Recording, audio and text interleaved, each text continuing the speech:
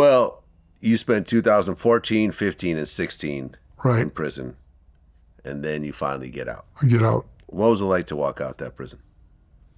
It was great. It was just great to get in the van, and see something else except those walls or that yard. And then we drove back to Vegas, and then we went into the parole office, and I asked one of the guys there, so what happens? Again, I'm asking them for, a newbie. So I'm like, what do they do here? What's going on here? And he says, well, what they'll do is they're going to assign a parole agent to you, but sometimes it takes a day or two, so, you'll be like free to go do what you got to do. And then whoever your agent is, they're going to tell you what they expect of you. And I said, okay. So we're standing there. We have to fill out this little piece of paper with our name and our back numbers and all this stuff on there. And as soon as I did it, this lady walks up and goes, Goldsmith, which one's Goldsmith? And I go, me. And she goes, come with me. I walk with her. She goes, yeah, I'm Officer Carter. I said, okay. She goes, I'm your agent. Well, I got one immediately. She goes, here's the rules. You'll be in here in a couple of days for a urine specimen, and you're on a curfew 6 to 6, 6 at night till 6 in the morning. You cannot leave, and you're going to a halfway house. And I said, well, why do I have to go to a halfway house? Because my mom and sister live there, and Dale already filed for divorce on me, so I couldn't go back to my home. And Brad was still on parole, and he was at my daughter Brenda's house, so I couldn't go there.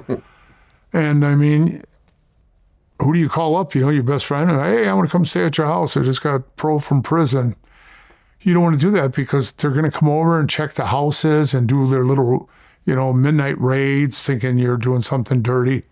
So I had to go to a halfway house, and it was bad. It was just so ghetto. I mean, you just sit there looking out the window, watching the rats run around the backyard. It was in a really bad neighborhood, and it was basically for AA members, I'm telling you, my whole life I hardly drank, right? Because my dad was a drunk, my stepdad was a drunk, my grandpa was a drunk. The drinking never hit me, and I never was really big into drug scene. 45, I said, no more. I never did any more drugs. Of any kind. So I've been clean since I was 45 years old. I'm 67 now. So I just was like, man, I just can't, I can't do this anymore, Oh, what I was trying to tell you is I didn't drink, but they made me go to AA meetings. And if I didn't go to AA meetings, they were going to send me back to prison. Right. So I had to sit there, and I refused it. When it came to me, stand up. I said, no, I'm not going to. You don't want me to stand up and say, hey, my name's Charlie, I'm an alcoholic. I'm not. So I wasn't going to do it. So I just went like this, pass, man, just keep going. And they got pretty pissed off. Well, you ended up getting remarried. Right. What was it, right? Yeah, in 2018 I did. Yeah. And you ended up moving into a 5-acre home in the Ozarks? Yep, in the mountains. And did your ex-wife actually move in with you and your current wife? Right.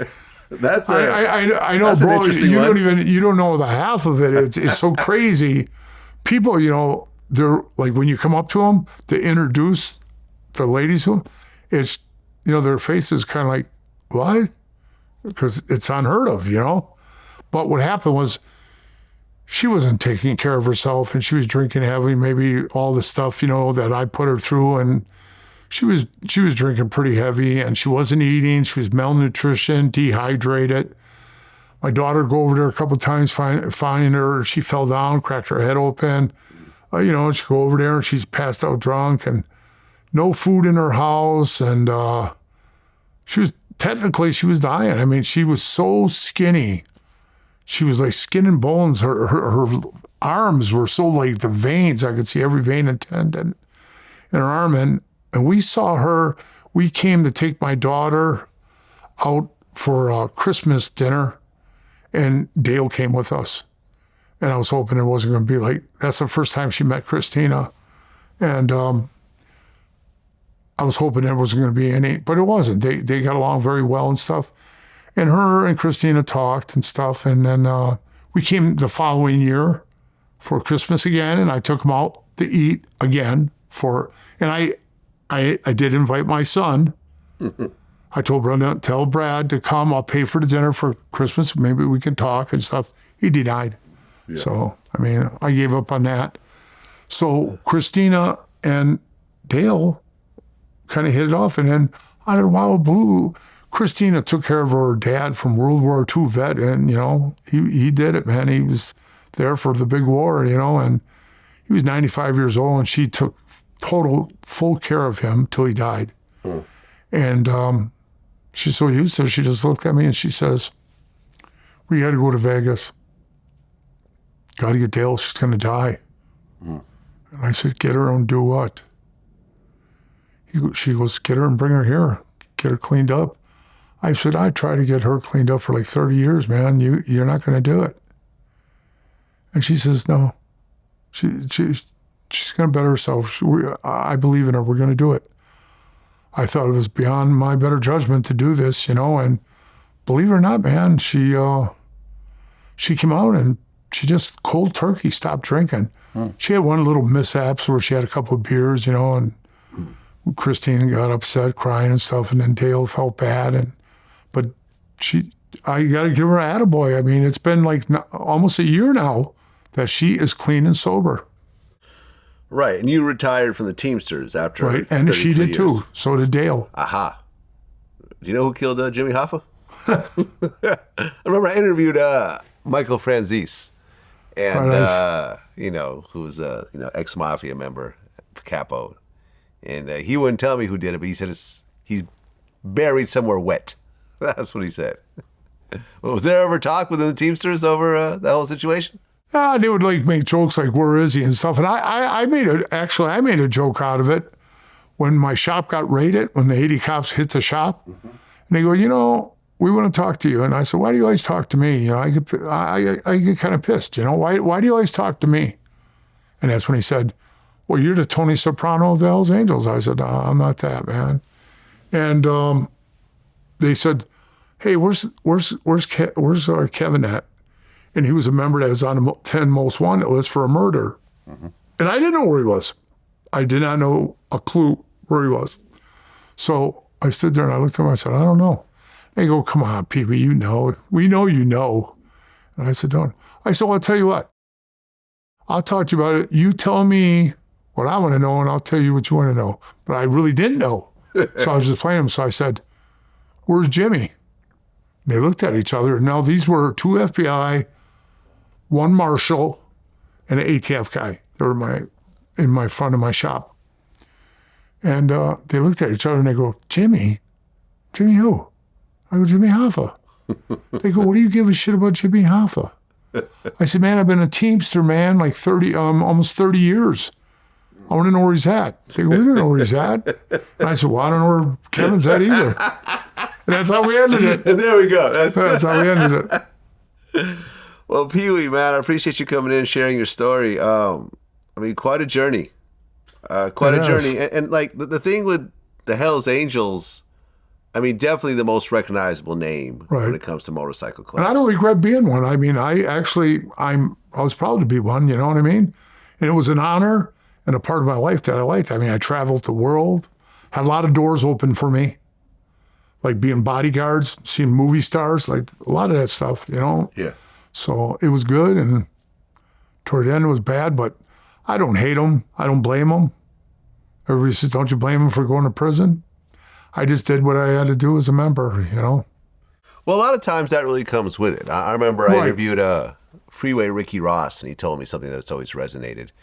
He ended up getting life in prison, which he ultimately ended up, reversing. But when he first got in, his drug connect, Blandone, ended up churning on him. And this is a guy who he made hundreds of millions of dollars with, and he had been to his home. And in the beginning, he was really angry. He's like, how could this guy do this to me after everything we've been through? And then a light bulb just went out, just went up over his head, where he realized that snitching is just part of illegal enterprise. Right.